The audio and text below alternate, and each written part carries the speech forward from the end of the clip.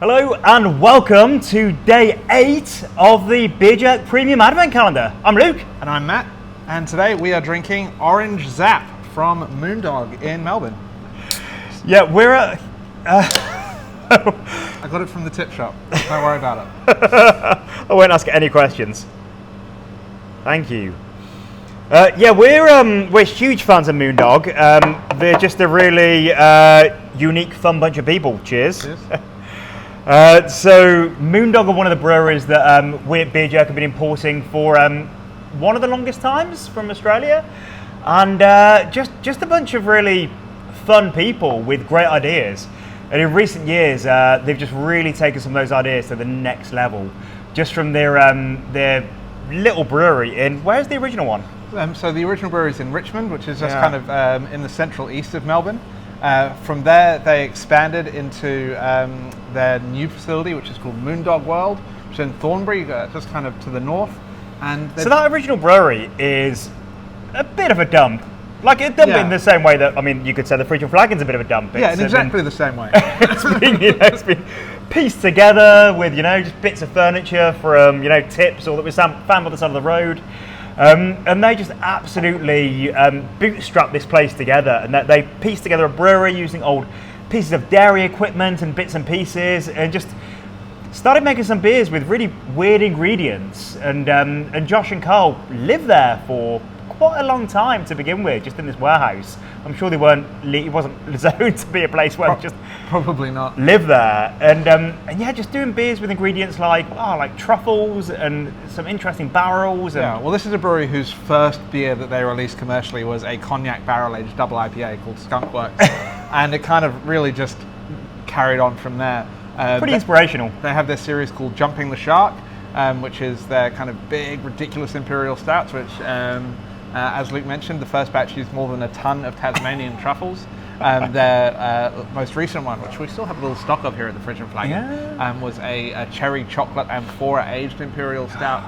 And then their Black Lung series is always ridiculous. Yeah, so a really cool and innovative brewery who keep doing new and interesting stuff. And their new facility, Moondog World, which is in the central north of Melbourne, is a kind of a testament to their insanity. It's an absolutely huge facility. The size 10,000 square meters. 10,000 square meters. It's a city block, just under one roof. And they've built an indoor waterfall and lagoon that goes right across the middle of the floor of their bar. You can, the bar's over here, and you cross little bridges to get around, and the toddlers are all splashing around in the water. They've got a hidden cocktail bar in there. Yeah, it's absolutely insane, and rumour has it that they're opening a new facility in Footscray.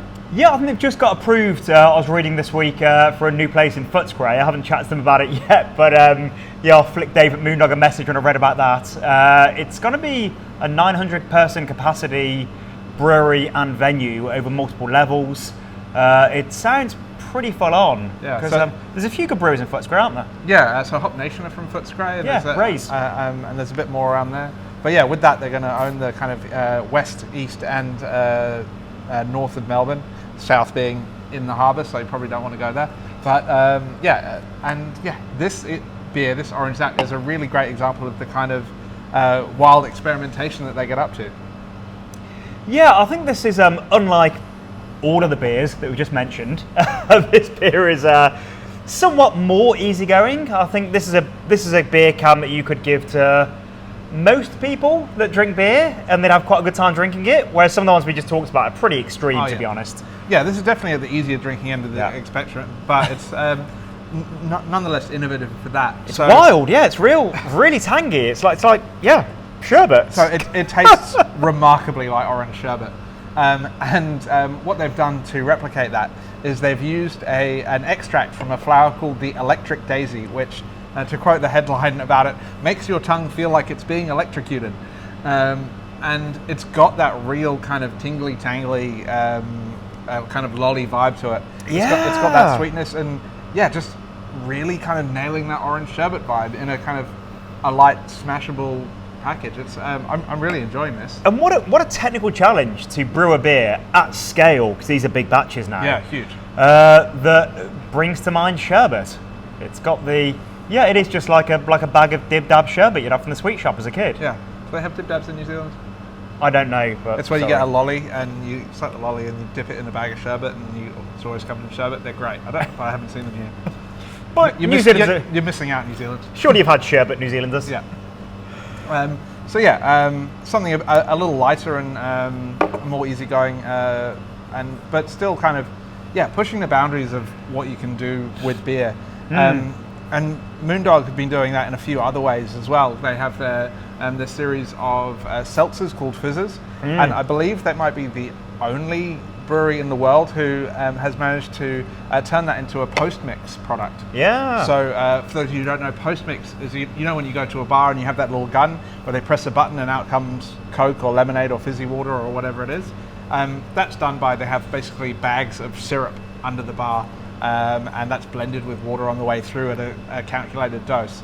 And what Moondog have done is they've brewed their seltzer, which is basically alcoholic flavored fizzy water, and they've concentrated that into these kind of 70% ABV syrups that then get blended with water behind the bar. So for those people who are wanting to keep seltzer on tap, you can have, rather than having 50-litre keg after 50-litre keg come through, you can get one little bag of syrup which lasts you for ages. So they're pioneering in the kind of technological space as well as the brewing space, and it's really fun to see the kind of experimentation they get up to.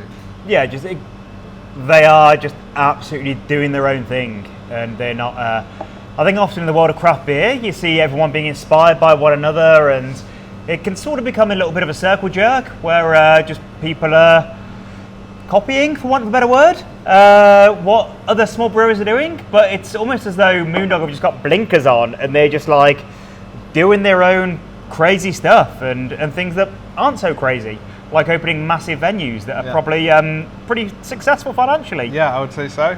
Crazy geniuses. Yeah. If you're over in Melbourne, check out one or all three of those venues. Yeah. Try some delicious Moondog beers because, as well as making really interesting beers and opening really cool venues, they are lovely, lovely people. And we know that because we actually had the Moondog guys over here, 3 years ago now? Probably about 3 years ago for the Moondog landings. Yeah, so as Moondog's importer, we brought the guys over here and did a North Island tour where we took them all around the North Island. We set up 4 different collaboration brews.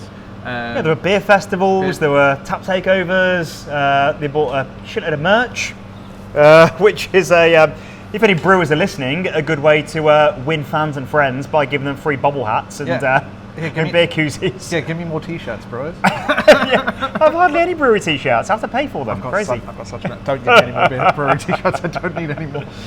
But yeah, that was an awesome few days. Yeah, we got to sort of travel around with them and just work on some really, really cool beers that also I think inspired the New Zealand scene a little bit. I think maybe it's part of the genesis behind why George Duncan went so crazy with his fruited lactose sours. Yeah, so they brewed a beer called Splice of Whippy. George Duncan was just pushing the boat out with his Whippy, which is his mango milkshake IPA. And Moondog do a similar range called the Splice of Heaven series over in Australia, which is inspired by the same thing, inspired by a Splice ice cream. And so they got together and did that. What else did they do? They did a barley wine with 8-wired called Big is Beautiful, which I think there's only a couple of cases left in the country, but there's still a bit of that around. Yeah, they've kept some in there. Sadly, they whipped it out the other week at a barley wine tasting. Yeah, and that's tasting fantastic. And with Alibi, they did I suppose that was a bit of a take on Black Lung with oysters. Yeah, so that was a smoked oyster imperial stout. Yeah. And that was delicious. And then there was a blueberry lemongrass hazy IPA that they brewed with Funk Estate. May they rest in peace. Yeah. Yeah. Well, the brand still lives on. But. The brand lives on, but yeah. the wonderful people that started Funk Estate aren't involved with it now. Yeah. Great people, cool beers, doing their own damn thing. Yeah, absolutely. Really cool to see. Huge respect. So cheers Moondog for making this really weird beer that's making my tongue feel like it's been electrocuted. And we'll see you tomorrow for more delicious beers. Cheers, chaps. Cheers.